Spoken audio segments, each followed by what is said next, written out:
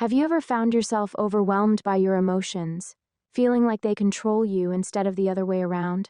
It's a common experience, one that many of us can relate to. Whether it's anger, anxiety, or even joy, emotions are powerful forces that can shape our decisions, relationships, and overall well-being. But what if there was a way to take control of those emotions and use them to your advantage?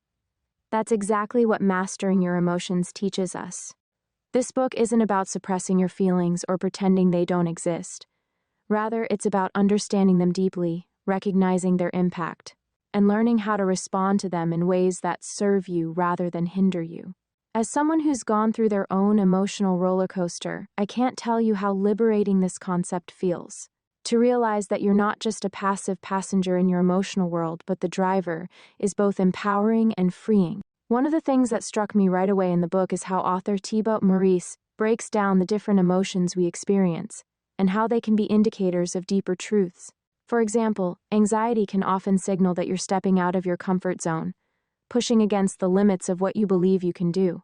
Similarly, anger can be a sign that something important to you has been violated or disrespected. The key, Meurisse explains, is to stop seeing emotions as obstacles to avoid and start seeing them as signals or tools to help you navigate life more effectively. I remember a time in my life when anxiety would grip me every time I had to speak in public.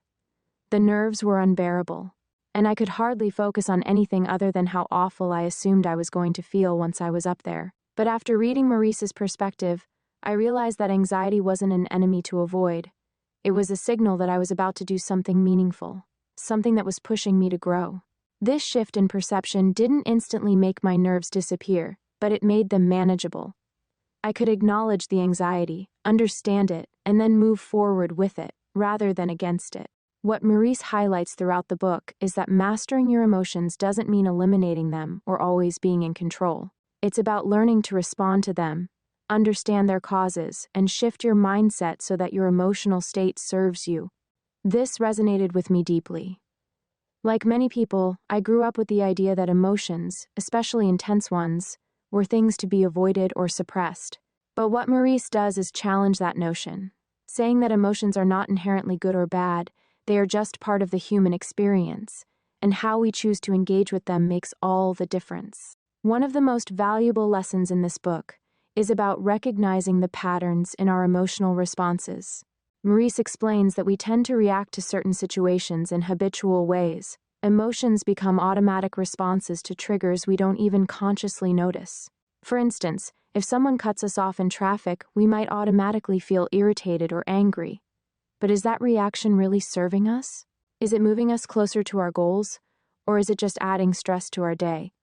By becoming more aware of these emotional patterns, we can start to interrupt them and choose a more helpful response.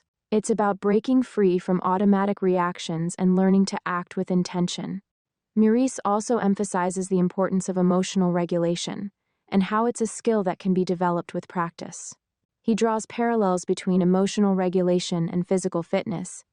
Just as you can train your body to be stronger and healthier, you can train your mind to regulate your emotions. This was a breakthrough for me. It made me realize that emotional resilience isn't something you're either born with or not. It's something you can build one step at a time. The tools and techniques Meurisse shares, like mindfulness, self-reflection, and rethinking your internal narratives, are all exercises in emotional strength. It's about conditioning your emotional muscles, just like you would your physical ones. Another key theme Meurisse explores is the role of mindfulness in emotional mastery. He discusses how mindfulness practices, like meditation, can help you become more aware of your emotions in the moment. Instead of being swept away by whatever feelings arise, you can step back, observe them, and decide how to respond. This doesn't mean repressing emotions. It means creating a space between feeling and reaction, allowing yourself to choose your response more consciously. This practice has been so transformative for me. Even in moments of intense emotion, I've learned to pause, breathe, and ask myself, what's going on here? What is this emotion telling me? And how can I use it to move forward? One of the reasons I think this book is so impactful is because it's not just theoretical. Meurisse provides actionable steps and techniques that anyone can start using right away. For example, he suggests journaling as a way to reflect on your emotional responses and start identifying patterns in your behavior. The more I've written about my emotions, the more I've been able to identify why I react the way I do, and whether those reactions are truly helping me. It's like having an emotional roadmap. The more you understand your emotional landscape, the easier it becomes to navigate it effectively. What I also love about mastering your emotions is how it reminds us that emotions are a natural, essential part of life. Meurisse doesn't promote the idea of becoming emotionless or detached. Rather, he encourages us to embrace our emotions as a source of wisdom, a tool for self-understanding, and a guide to living more authentically. Emotions, when we learn to master them, can be powerful allies in our personal growth. Have you ever found yourself swept away by a wave of anger or anxiety, and afterward, wonder how you could have handled things better? It's one of those situations where, in the heat of the moment, it's easy to feel out of control. Your emotions take over, and suddenly you're reacting rather than responding. I've been there many times myself, whether it's frustration at a project that's not going right, or anxiety about the future. It's easy to let those feelings dictate your actions, but that's exactly what Mastering Your Emotions by Thibaut Meurisse aims to help us avoid. In the first few pages of the book, Meurisse breaks down something incredibly simple, yet profound. Your emotions are not the problem. It's how you manage them that can make all the difference. Growing up, I always thought emotions were something to control, or at worst, suppress. I wasn't taught much about how to deal with emotions, just that they were inconvenient when they weren't in line with logic. But Meurisse flips that idea on its head, encouraging us to see emotions as valuable information, not obstacles. I remember a time at work when a big meeting didn't go as I'd hoped. My emotions were all over the place. Disappointment, frustration, even anger at myself. I was about to react impulsively, venting my frustration. But then I remembered what I'd read in this book. Instead of reacting, I paused, took a breath, and reminded myself, I don't need to let these emotions control me. That moment of reflection turned everything around. I walked out of that meeting calm and focused, which was a huge shift from how I would have handled things in the past. This book taught me the importance of stopping before you react, and it's been a game changer. What I found especially intriguing is Meurisse's perspective on emotions. He doesn't tell you to just get over them or stop being so emotional. Instead, he proposes that we should see our emotions as messengers. They're signaling something important, and it's up to us to decode them. For instance, he shares that anxiety often comes from anticipating the future, often focusing on things we can't control. It's like a warning light in our car that something needs attention, but the car itself isn't broken. Anxiety isn't the enemy, it's a prompt to focus on what's within our control. I started looking at my own emotions differently after this. Instead of seeing my anxiety as something I should shut down, I asked myself, what is it trying to tell me? More often than not, the answer was simple. I wasn't prepared enough, or I wasn't taking steps to address the root cause of my worries. And by acknowledging that, I was able to act on it rather than being paralyzed by it. Meurisse also discusses a concept that's really resonated with me, the idea that we are often victims of our emotional reactions because we don't fully understand them. Think about it. Have you ever been in a situation where you had an emotional response that didn't quite seem to fit the situation? Maybe you felt anger over something that, in hindsight, wasn't such a big deal. I certainly have. When I thought about it more deeply, I realized I wasn't just reacting to what was happening in that moment, but I was reacting to a pattern I had developed over time.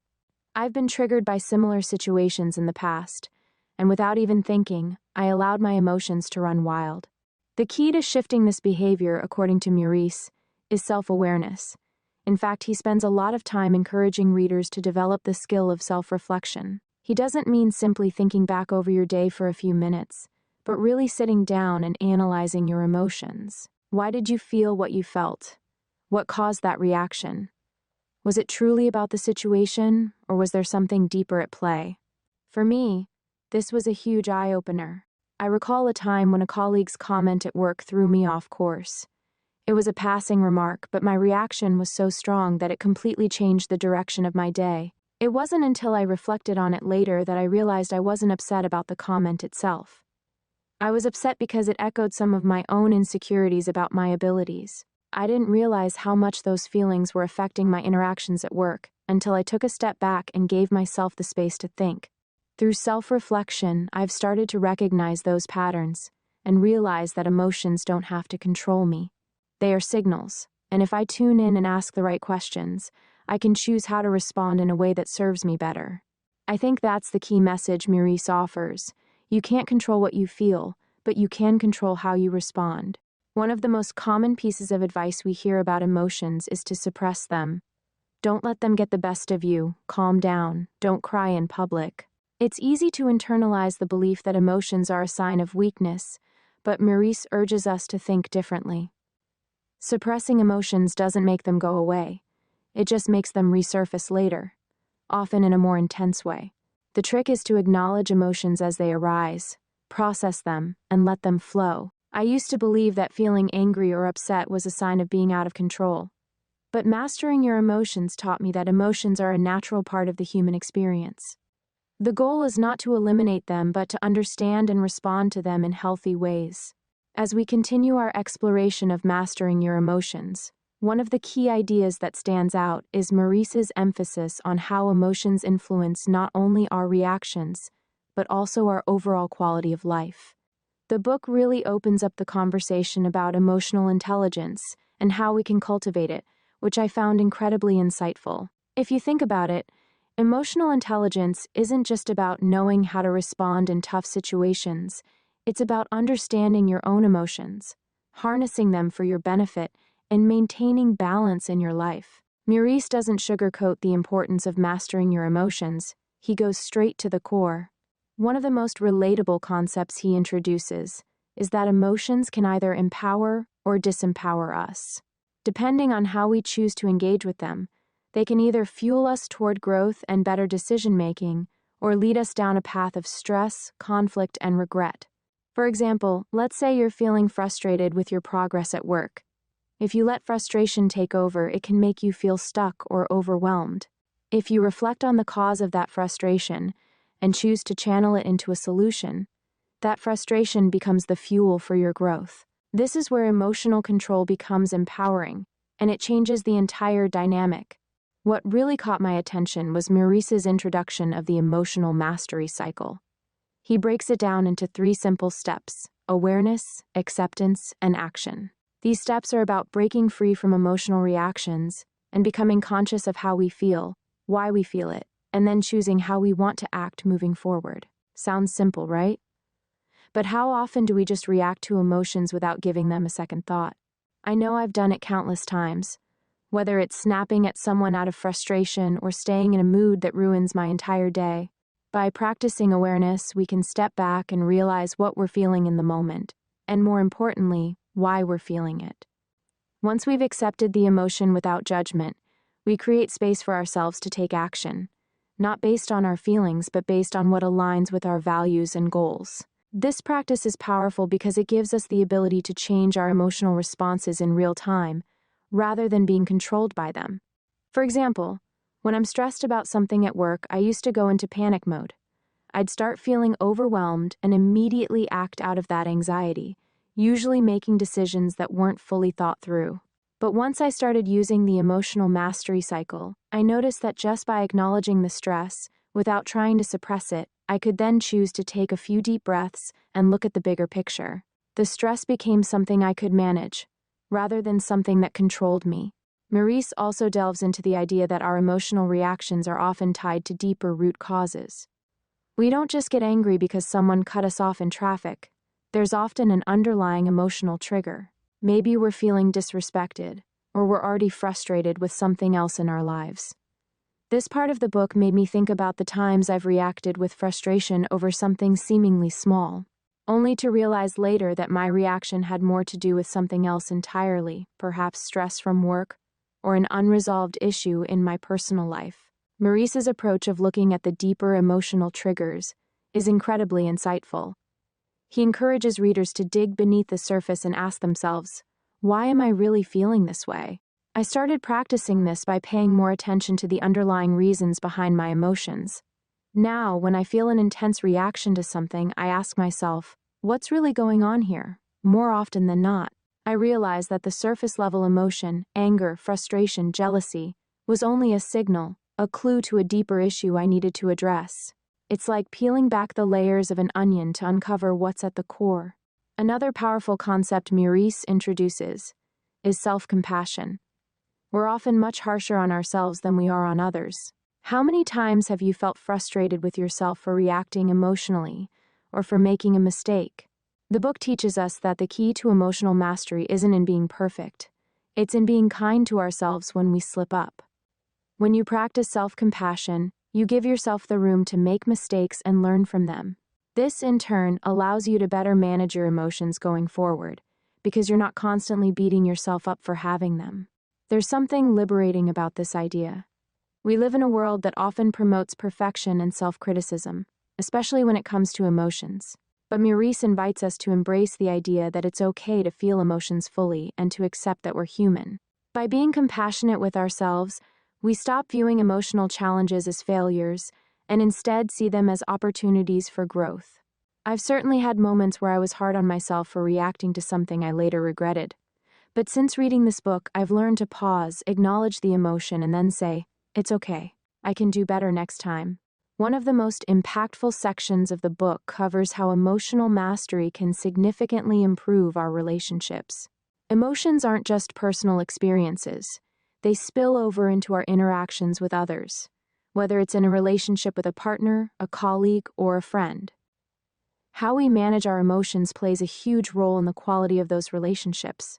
Meurisse highlights that emotionally intelligent people are able to recognize and regulate their emotions, allowing them to communicate more effectively and avoid unnecessary conflict. This really resonated with me.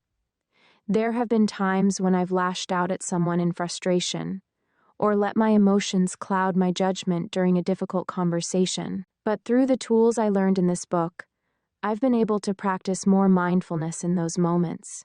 The result? My conversations feel more productive, and I'm able to build stronger, more harmonious relationships. As we approach the final part of Mastering Your Emotions, the book emphasizes the ongoing practice of emotional awareness and growth. Meurisse doesn't present emotional mastery as something you achieve and then forget about. It's a lifelong journey of learning, evolving, and adapting.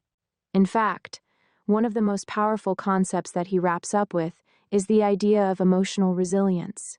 We've all faced setbacks, moments where our emotions seem overwhelming, and situations that test our ability to stay grounded. But Meurisse insists that it's in these moments, when we feel most vulnerable, that we have the greatest opportunities for growth. One thing that really struck me in this section is how Meurisse encourages us to view emotional challenges as part of life's natural ebb and flow. He talks about the importance of embracing the lows just as much as we embrace the highs. In our society, we're often told that success and happiness are the end goals, and anything less than that is a failure. But this kind of thinking can set us up for emotional dissatisfaction because we're always reaching for something outside of ourselves. Instead, Meurisse suggests that we accept the full spectrum of emotions, understanding that they are all part of the human experience. This shifted my perspective on difficult emotions. I used to feel frustrated when I experienced periods of self-doubt or sadness, thinking that those emotions were signs I was off track. But through reading this book, I've realized that those emotions, though uncomfortable, don't mean I'm failing. They're just part of the process. Emotional resilience isn't about being constantly happy or in control. It's about riding the waves of emotion with a sense of purpose and trust that they won't last forever. One of the tools Meurisse presents for mastering emotions is reframing, the ability to look at a situation from a different angle, one that empowers us rather than limiting us. This concept resonated deeply with me because it's something I've practiced in my own life, especially during tough times. For example, if I'm feeling overwhelmed by work or personal issues, instead of seeing the situation as a huge mountain to climb, I try to reframe it as a learning experience. I tell myself, this challenge is an opportunity to grow. It doesn't always eliminate the frustration or stress, but it does make it easier to cope with. And it reminds me that every difficult situation has something valuable to teach us. Reframing is also incredibly useful when it comes to how we perceive our emotional triggers. Let's say someone criticizes you, and it stirs up feelings of anger or insecurity. Instead of allowing those emotions to spiral out of control, reframing helps us see the situation in a new light.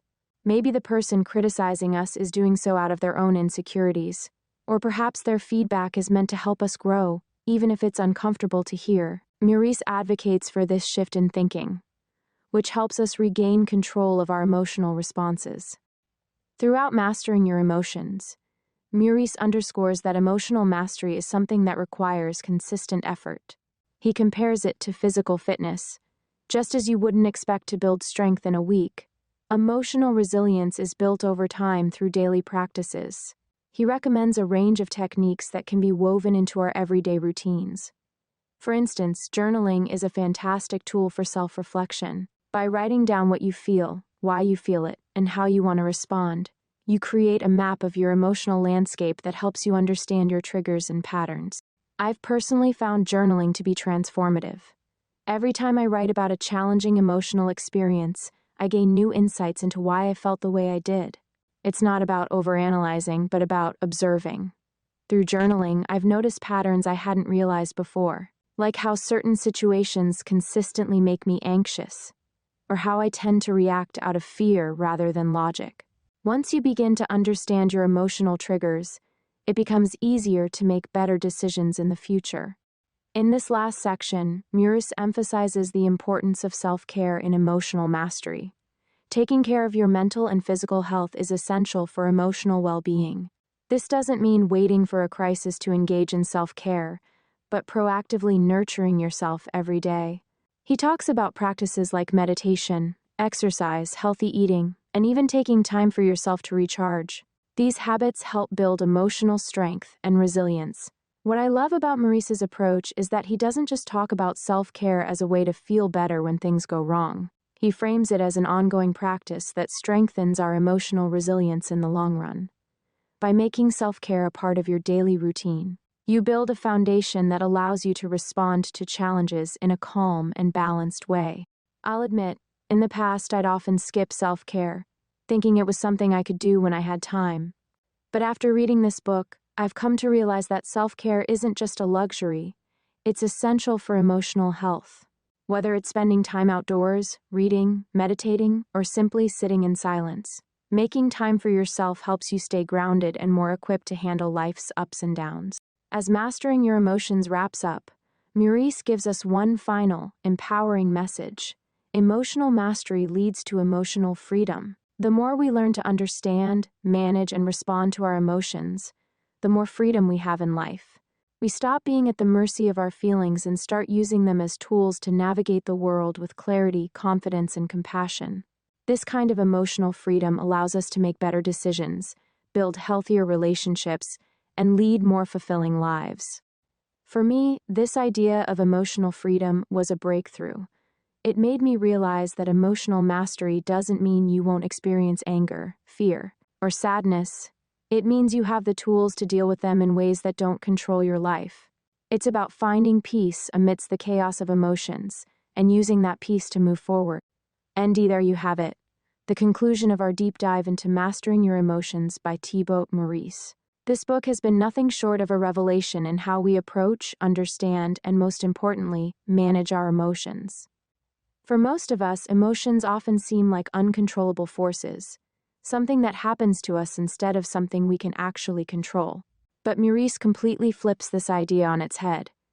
His philosophy teaches us that we are the masters of our emotions, not the other way around. As I reflect on the lessons shared in this book, it's clear that emotional mastery isn't about eliminating emotions or suppressing them. It's about recognizing emotions for what they are, natural, important responses that provide insight into our mental and physical state. What's empowering about Meurisse's approach is that we can choose how to engage with our emotions, instead of just being reactive. One of the most powerful lessons for me was about emotions as messengers. For a long time, I thought that feelings like anger, anxiety, or sadness were things to avoid or get rid of. I grew up thinking emotions were simply obstacles in the way of logic or success.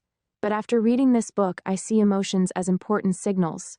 They are telling us something about what's going on in our minds or our environment. And by understanding what they are communicating, we can use them to make better decisions. When I feel anxious, instead of letting that anxiety overwhelm me, I've learned to pause and ask, what is this feeling trying to tell me? This reframing of how I view emotions has been transformative. It doesn't mean that I suddenly don't feel anxiety or frustration anymore, but it means I don't let those emotions control me. I've started acknowledging them, understanding where they come from, and then taking steps to move forward from there. It's not about rejecting emotions, but rather accepting and managing them. I also found Meurisse's breakdown of the emotional mastery cycle to be incredibly useful. Awareness, acceptance, and action. These 3 simple steps are such a powerful way to break free from emotional reactivity. When we can recognize what we're feeling in the moment, accept that it's okay to feel it, and then choose how we respond, we gain control over our emotions. We no longer feel powerless or swept away by them.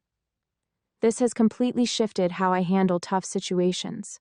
For example, when I feel anger rising, instead of snapping or holding it in, I pause and ask myself why I'm feeling this way and how I can respond in a way that aligns with my values. In doing so, I've become more mindful and intentional in my reactions. Self-awareness is such a game changer. It's one thing to go through life reacting to things and wondering why you're always on an emotional roller coaster. But it's another thing entirely to sit with yourself, reflect, and ask those deep questions about why you're feeling a certain way. Meurisse teaches us that being mindful of our emotions helps us recognize patterns. For example, there were moments in my life where I'd become upset over small things, like someone cutting me off in traffic or an offhand comment at work. I never stopped to think why these situations triggered such strong reactions. After learning to apply the practices from this book, I realized that many of these moments were actually tied to unresolved feelings of stress or insecurities from other parts of my life. By acknowledging this, I was able to stop the emotional reaction before it spiraled. Another lesson I took from this book is that emotional resilience is a skill, one that can be built over time with consistent practice. The way Meurisse explains emotional fitness and how you can strengthen it made me realize that mastering emotions is just like building physical strength. It's not an overnight transformation, but with practice, it becomes easier to face challenges with a balanced and resilient mindset.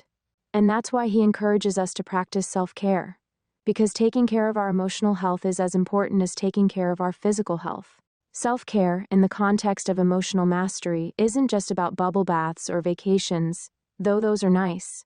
It's about creating a foundation where we can handle life's ups and downs without being completely shaken by them. For me, this means making time for daily reflection, meditation, and exercise. These practices help me stay grounded and allow me to better deal with life's emotional curveballs. When we make emotional well-being a priority, we're better equipped to respond to the things life throws our way. But here's the thing, emotions don't make us weak, they make us human. One of the biggest takeaways I've had from this book is that emotions are an essential part of our humanity. The idea isn't to shut them down or hide from them. It's to understand them and use them to create positive change in our lives. When we embrace this, we can respond more wisely, navigate conflict better, and build more meaningful relationships. And that's where the magic happens. Emotional mastery fuels personal growth. As we become better at managing our emotions, we become better versions of ourselves. I can't count how many times I've had a breakthrough moment after reflecting on my emotions. Whether it's realizing that a burst of anger was rooted in past insecurity, or recognizing that an anxious feeling was pointing out something I needed to address, these revelations have helped me grow and transform. It's the same for anyone who's willing to look inward and use their emotions as tools for learning and growth. Finally, mastering your emotions isn't just about improving your own emotional intelligence. It's about improving your relationships with others. As Meurisse points out, emotional mastery is key to better communication, understanding, and connection. When you become aware of your own emotional state, you can relate to others with greater empathy and compassion. You're not just reacting to their words or actions, you're responding from a place of emotional balance and awareness. The book ends on an empowering note. Emotional mastery is freedom. It's the freedom to be in charge of how we feel, how we react, and how we show up in the world. When we master our emotions, we stop being controlled by external circumstances. We create a life that aligns with our deepest values, goals, and desires, no matter what happens around us. Thank you for taking this journey through mastering your emotions. Remember, emotions aren't something to fear or control. They're something to understand, channel, and use to create a better life. Let's all work towards emotional freedom. Until next time, take care, reflect often, and choose to live with emotional mastery.